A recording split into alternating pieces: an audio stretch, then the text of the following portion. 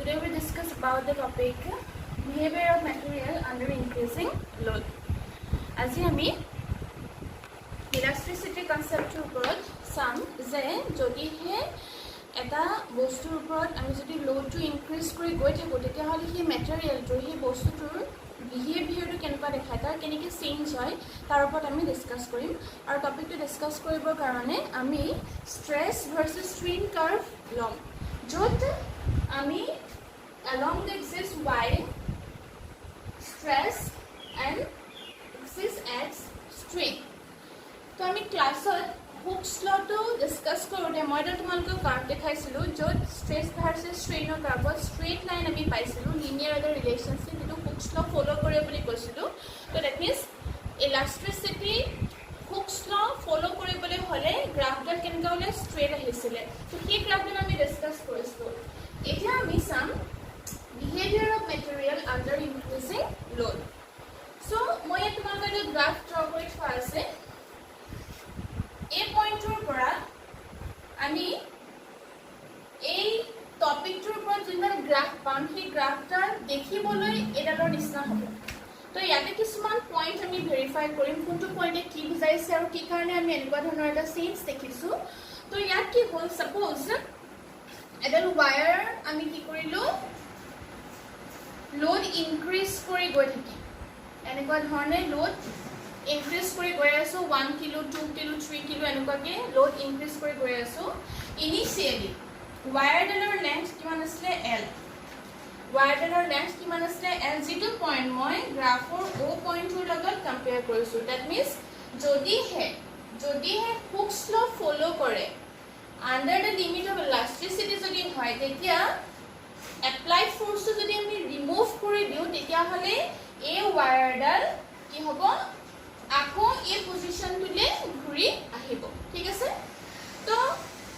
from point O পইণ্টৰ পৰা আমি যদি A লৈকে চাম O ৰ পৰা A লৈকে এই পইণ্টটো চোৱা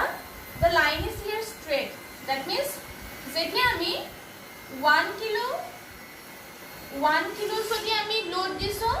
then strain length increase hoise suppose 2 mm then 2 kilo increase koriso length increase hoise 4 mm 3 kilo increase koriso length increase hoise 6 mm to yat ami jidu point ami paisu ei point bor jibor paisu ami up to the point A jeti ami ta ki koriso join kori disu eta line dal ki ahise straight line ahise যদি straight আহিছে up to point A from O তো তেতিয়াহলে O ৰ পৰা A লৈকে বিহেভিয়াৰটো কেনেকুৱা হৈ আছে আন্ডাৰ দ্য লিমিট অফ ইলাস্ট্ৰিচিটি হৈ আছে আৰু কি ফলো কৰিছে হুকস ল ফলো কৰিছে দ্যাট মিন্স হিয়াৰ আমি কি পাইছো OA O ৰ পৰা A লৈকে কি হৈ আছে হুকস ল ফলো হুকস ল কি কৰিছে ফলো হৈছে ঠিক আছে এতিয়া চোৱা ইয়াৰ পাছত চাবা যে এইখিনি পইণ্টত আমি ইনক্ৰিজ কৰি গৈ আছো লোড আপ টু কিমান পালোগে 10 কিলো দিলো আৰু আমি এইখিনি এনেকুৱা ধৰণে ইকুৱেলি তাত এটা চেঞ্জ পাই আছো য'ত আমি হুকস ল পাইছো এতিয়া যেটো পইণ্ট B আছে A পৰা B লে চোৱা A পৰা B লে তাৰমানে এইখিনি পইণ্টত এই পইণ্টত A পৰা B লে ইয়াত কি হৈছে যে আমি স্ট্ৰেছ ইমানখিনি দিছো ইমানখিনি স্ট্ৰেছ দিছো কিন্তু ষ্ট্ৰেইন কিমান হৈছে এটো লেভেলত আহিছে তো দুটাৰ মাজত ডিফাৰেন্স আছে যে স্ট্ৰেছ ইকুইভ্যালেন্ট ষ্ট্ৰেইন হৈ থকা নাই ইয়াত মানে মন কৰা গ্ৰাফডালত তোমালোকে দেখিছা যে এইখিনি stress equivalent কি হৈ থকা নাই strain হৈ থকা নাই that means up to point B from A to B ইয়াত হুকস ল ফলো হোৱা নাই কাৰণ ইয়াত আমি চেঞ্জ পাইছো যে stress is here not proportional to strain ইয়াত stress to কাৰ proportional হোৱা নাই strain or proportional হোৱা নাই এতিয়া এইখিনি পইণ্টত এই যেটো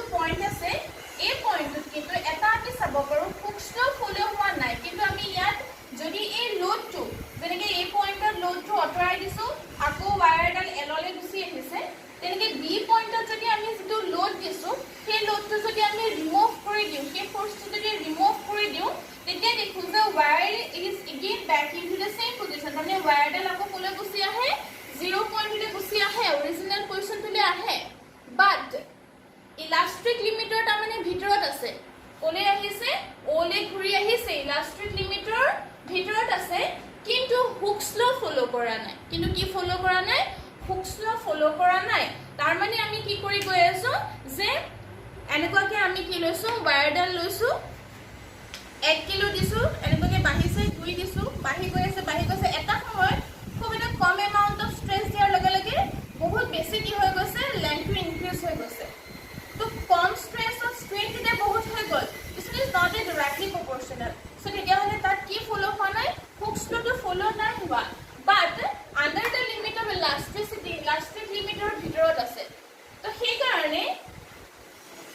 এ বি যিটো পইণ্ট আছে এ বি পইণ্টটো কি কোৱা হৈছে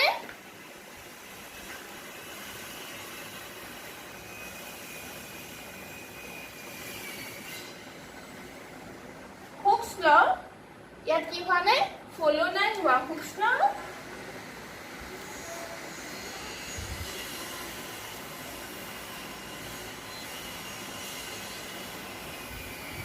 হুকছ লটো ফ'ল' ইয়াত নাই হোৱা but under the limit of ইলাষ্ট্ৰিচিটিত আছে চ' সেইকাৰণে এই বি পইণ্টটোৰ এটা নাম দিয়া হৈছে ইয়াক কোৱা হৈছে ইল্ড পইণ্ট বি পইণ্টটোক কি কোৱা হয় ইল্ড পইণ্ট মিনছ ইলাষ্ট্ৰিক লিমিটৰ ভিতৰত আছে বাট কি ফ'ল' হোৱা নাই হুকছ ল' ফ'ল' নাই হোৱা ঠিক আছে এইটো কি বুলি কোৱা হয় বি পইণ্টটোক ইল্ড পইণ্ট বুলি কোৱা হয় তো ইয়াৰ পাছত কি হৈ গ'ল এনেকুৱা ধৰণে আমি এডাল লাইন পাইছোঁ আৰু গৈ পেলাই ইয়াৰ পিছৰ যিটো পইণ্ট আছে চি পইণ্টটো চোৱা চি পইণ্টটো কি হৈছে যে আমি ইয়াত কি কৰিলোঁ ইয়াত আমি কি কৰিছোঁ যে যিটো লোড দিছিলোঁ ষ্ট্ৰেছ দিছিলোঁ সেই ষ্ট্ৰেছটো আমি অলপ কমাই দিলোঁ অলপ ইমানখিনি কমাই দিলোঁ এইটো কমাই দিয়াৰ লগে লগে তাৰ আমি ইনক্ৰিজিং লেংথ এটা পালোঁ এইখিনিলৈকে তাৰপিছত ইনক্ৰিজিং লেংথটো পোৱাৰ পাছত লোডটো গ্ৰেজুৱেলি এগেইন আমি কমাই আহি যিবোৰ পইণ্ট পালোঁ এই পইণ্টবোৰ লাহে লাহে আহি আমি এডাল আনাডাৰ লাইন আমি ইয়াত পাই যাওঁ এক পইণ্ট চি পইণ্টৰ কাৰণে আমি যদি চাওঁ তেতিয়া কি দেখোঁ যে লোডটো আমি যদি আকৌ কমাই আহি থাকোঁ তেতিয়া আমি এনেকুৱা ধৰণৰ এডাল ষ্ট্ৰেইট লাইন পাওঁ তাৰমানে এইখিনিত যিটো পইণ্ট আছে এইটো ইয়ালৈ গুচি আহিলে ইয়াৰ পইণ্টটো ইয়ালৈ গুচি আহিলে এনেকুৱা ধৰণে চেঞ্জ হৈ আমি এনেকুৱা এটা লাইন পাওঁ তো এই যোনডাল আমি লাইন পাইছোঁ ইয়াত যোনডাল আমি লাইন পাইছোঁ এই যিটো পইণ্ট আছে এই পইণ্টটোক আমি এই যিটো পইণ্ট আছে এই পইণ্টটো ছাপ'জ মই এইখিনিৰ পৰা ইয়ালৈকে দেখাইছোঁ এইটো ইমানখিনি আহিলে তো তোমালোকে মন কৰিছা যে চি পইণ্টত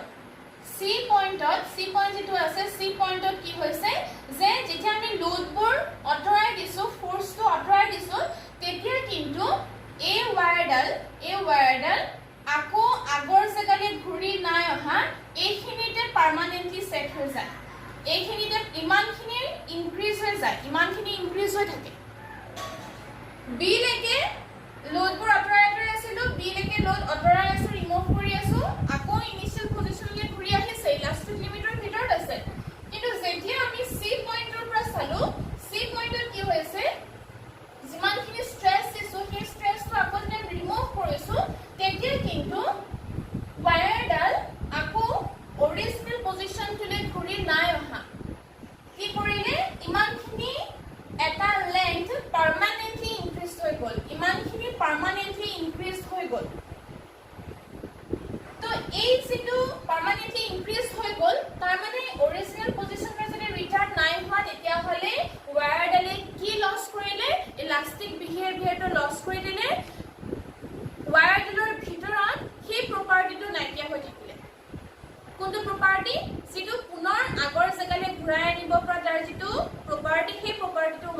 কৰিলে লছ কৰিলে দ্যাট মিন্স মলিকিউলছবোৰৰ মাজৰ যিটো সেটিংছ সিহঁতৰ মাজৰ যিটো ডিসটেন্স যিটো সেটিংছত থাকে সেই সেটিংছটো খেলিমেলি হৈ থাকিলে যাৰ ফলত আকৌ আগৰ জেগালৈ ঘূৰি আহিব নাই পৰা ই পাৰ্মানেন্টলি এডোখৰত সেট হৈ গ'ল আৰু ইয়াক কি বুলি কোৱা হয় পাৰ্মানেন্ট সেট বুলি কোৱা হৈছে এই পইণ্টটো আৰু এই পাৰ্মানেন্ট সেটটো আমি কেনেকৈ ধৰণে ডিফাইন কৰো if the stress applied is larger than it will not return to its original size যদিহে আমি এটো আকৌ আগৰ জেগালৈ ঘূৰি নাহে then there will be some increasing length এতিয়া তাত অলপ পৰিমাণৰ লেন্থৰ ইনক্ৰিজ হয় increasing length permanently হৈ যায় this is called permanent set এটোকে কি বুলি ক'লে permanent set বুলি ক'লে তো তেতিয়া হলে এইডোখৰ কি বুলি ক'ব এই পোৰশনটো কি বুলি ক'ব permanent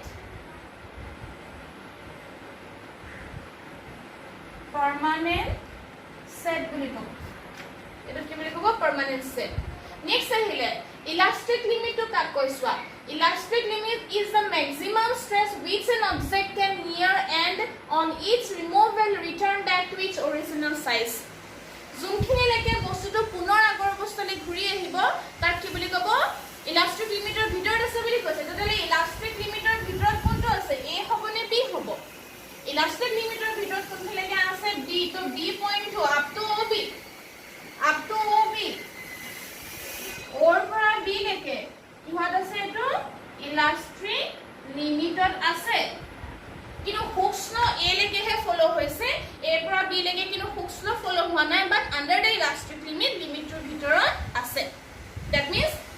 বি পৰা পুনৰ আকৌ আগৰ জেগালৈ ঘূৰি অহাৰ তাৰ প্ৰপাৰ্টিটো আছে কিন্তু stress is not directly proportional to strain তাৰ পাছত কি হ'ব চোৱা ইয়াৰ পাছত যেতিয়া তাৰ ইলাস্টিক প্ৰপাৰ্টিটো লছ হৈ থাকিলে তেতিয়া দেখিবা ৱায়াৰডালত আমি weight বহাই গৈ আছো আৰু তাৰ পিছত অলপ স্ট্ৰেছ বা লোড দিয়াৰ লগে লগে ৱায়াৰডাল খুব বেছি কি হৈ যায় লেন্থটো বাঢ়ি গৈ থাকে এনেকুৱাকে ইকুৱেলি গৈ আছে এটা সময়ত যেতিয়া আমি 10 কিলো দিলোগে 10 কিলো যেতিয়া দিলো তেতিয়া বহুত বেছি পৰিমাণে কি হৈ গ'ল তাৰ লেন্থটো বাঢ়ি গ'ল ধৰি ললো সাপোজ ডি পইণ্টটো চোৱা ডি পইণ্টত আমি ইমান যেতিয়া স্ট্ৰেছ দিছো তাৰ স্ট্ৰেইন কিমান হৈ গ'ল ইমানখিনি বেছি এটা কি হৈ গ'ল স্ট্ৰেইন বহুত বেছি ৱায়াৰডালৰ লেন্থটো ইনক্ৰিজ হৈ থাকিলে আৰু এনেকুৱা দেখিলো যে সেইখিনি পইণ্টত 10 কিলো আমি ইয়াৰ লগে লগে ডি পইণ্টত ৱায়াৰডাল ব্ৰেক হৈ থকাৰ এটা সিচুৱেশ্যন তাত ক্ৰিয়েট হ'ল যে ৱায়াৰডাল ছিগি যাব বাকি জানা যে যেতিয়া আমি এটা বস্তুক আমি এনেকে টানি থাকো এৰি দিও আকৌ আগৰ জেগালৈ আহিব আকৌ টানিবা আকৌ এৰি দিম আগৰ জেগালৈ আহিব আকৌ বেছিকে টানি দিম আগৰ জেগালৈ আহিব আৰু বেছি লোড দিম কিন্তু হেবাৰ কিন্তু আগৰ জেগালৈ নাই আহা হি পাৰ্মানেন্টলি সেট হৈ গ'ল তাৰ পাছত আৰু বেছি লোড দিম আকৌ যাব দীঘল হয় আকৌ পাৰ্মানেন্টলি সেট পজিশনলৈ আহিব আৰু লোড দিবা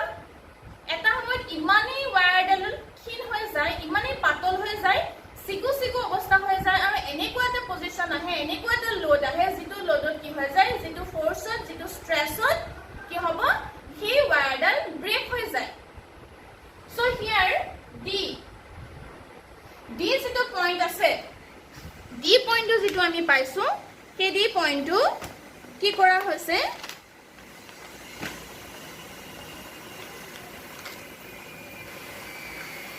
ডি পইণ্টটো যেটো আছে সেই ডি পইণ্টক আমি কি বুলি কোৱা হৈছে যে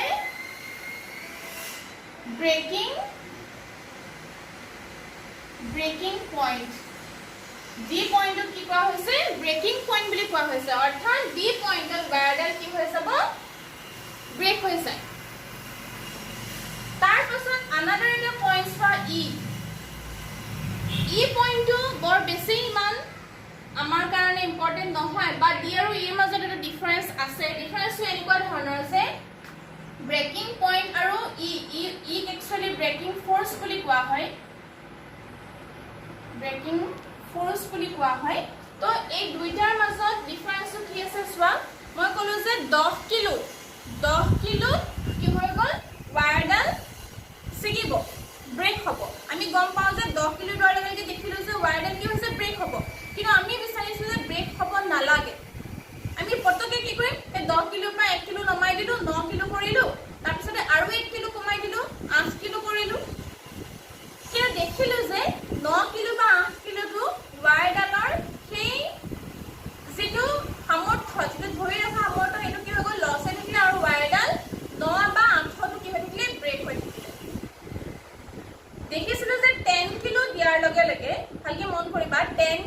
দিয়াৰ লগে লগে সেই ৱায়াৰডাল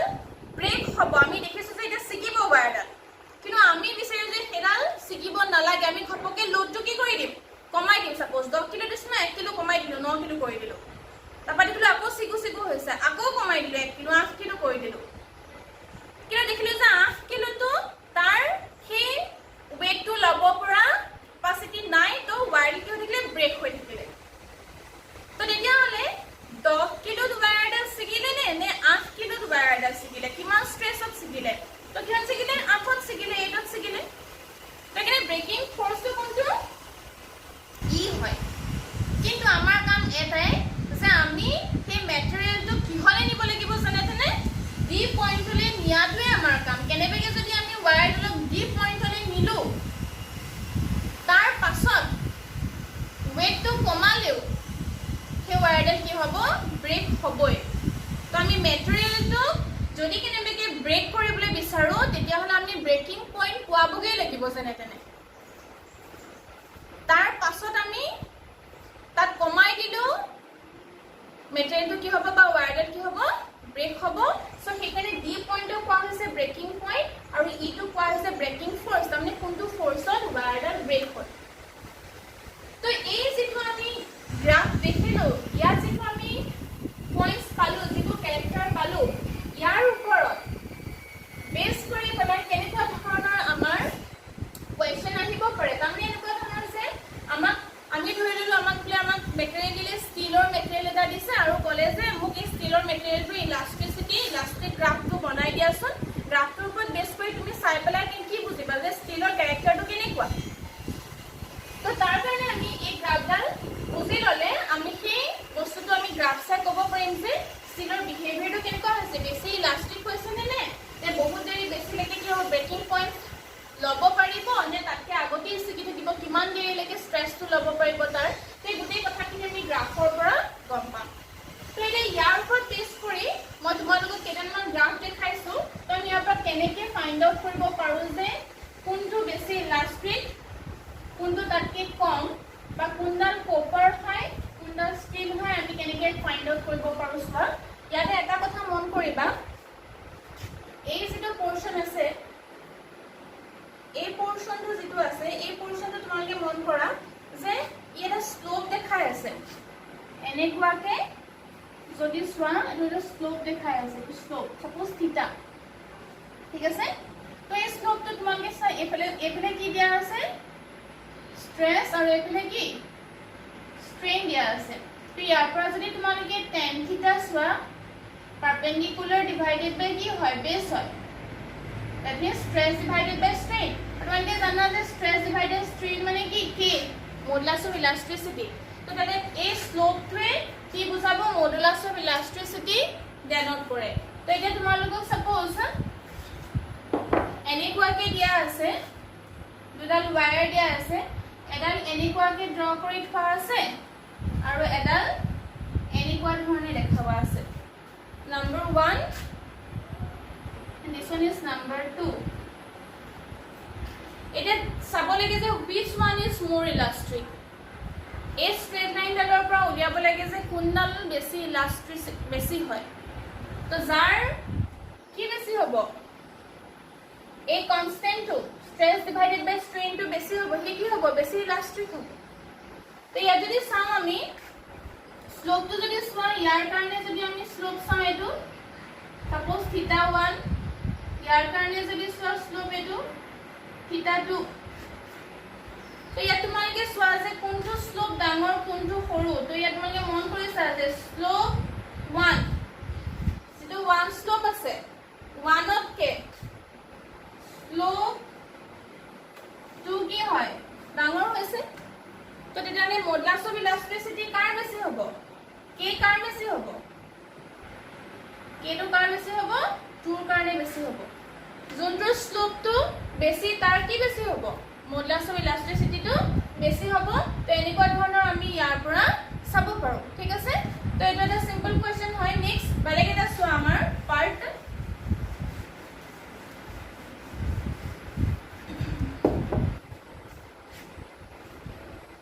number 1 এফালে আছে stress আৰু এইটো সাইডে আছে স্ট্রেন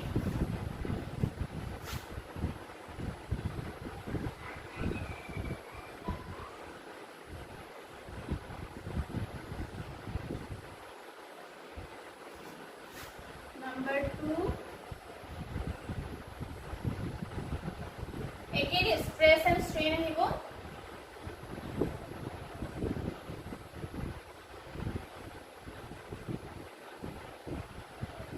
stress and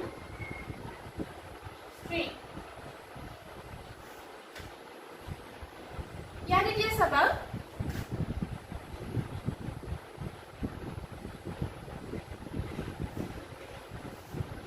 ইয়াত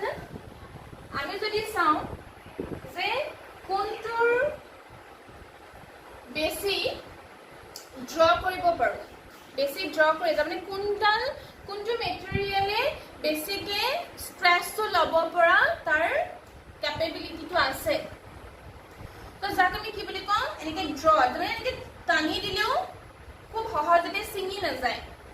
বুজি পালানে আৰু যাক টানি দিলে খুব সহজতে ছিঙি যায় সেইটো এটা মেটেৰিয়েল আমি জানো তোমালোকে কেমিষ্ট্ৰিত পাইছা আৰু যাক বেছি ড্ৰ কৰি দিওঁ টানি দিওঁ আৰু খুব সহজতে ছিঙি নাযায় সেইটো এটা মেটেৰিয়েলৰ নাম দিয়া আছে তোমালোকে কেমিষ্ট্ৰিত পাইছা one is called brittle and another one is called malleable or suppose ডাক্টাইল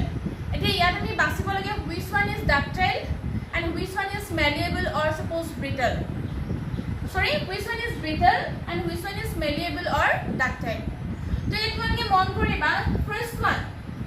প্ৰথমটো চোৱা তোমালোকে প্ৰথমটো যদি চাওঁ this one is breaking point আৰু এটো হৈছে কি breaking force তো তেতিয়া মানে ইয়াৰ যিটো breaking point মানে ইয়াৰ যিটো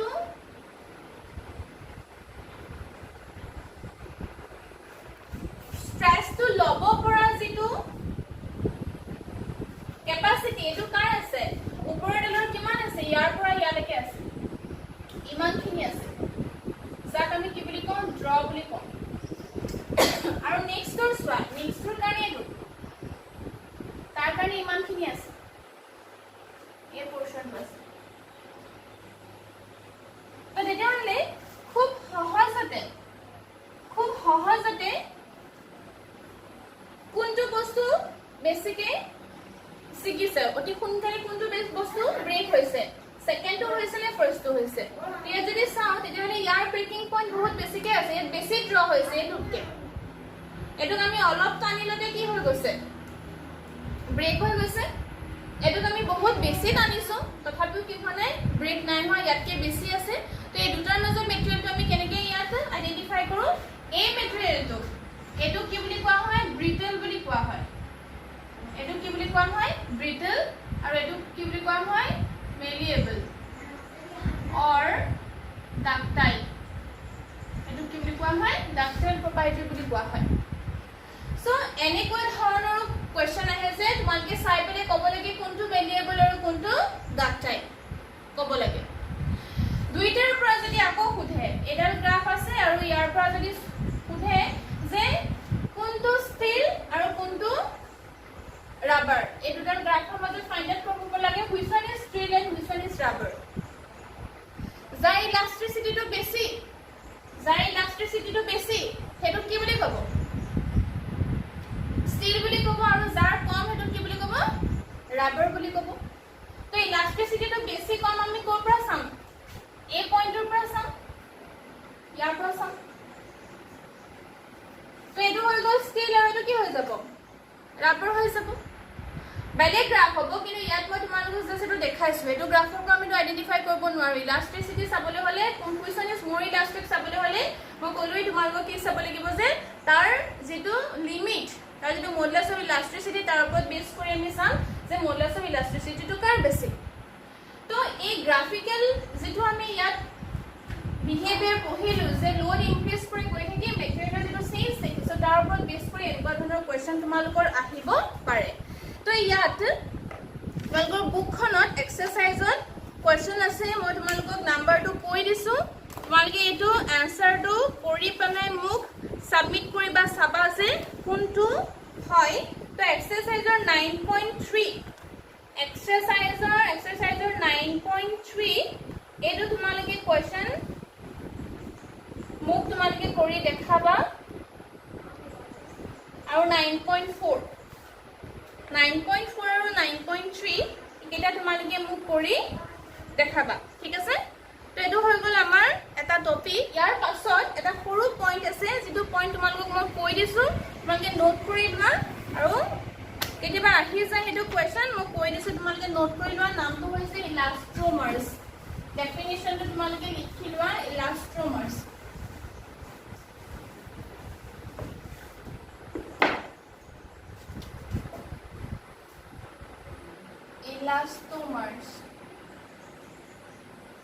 Elastomers definition to likha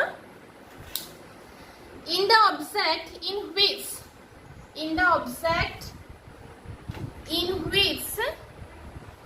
is small stress produced in the object in which small stress produced larger strain small stress produce larger strain called elastomers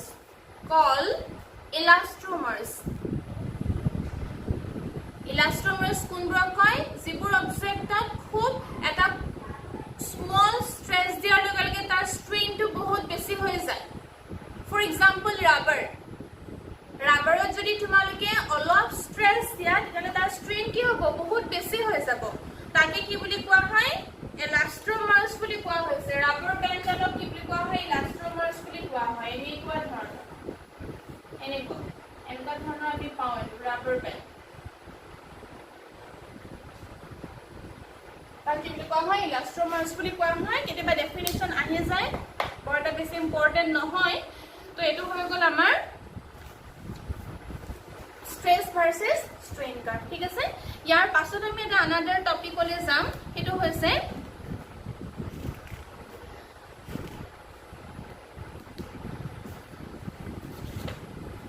Poisson's ratio আৰু elastic potential energy in a stretched wire next class আমি discuss কৰিম তো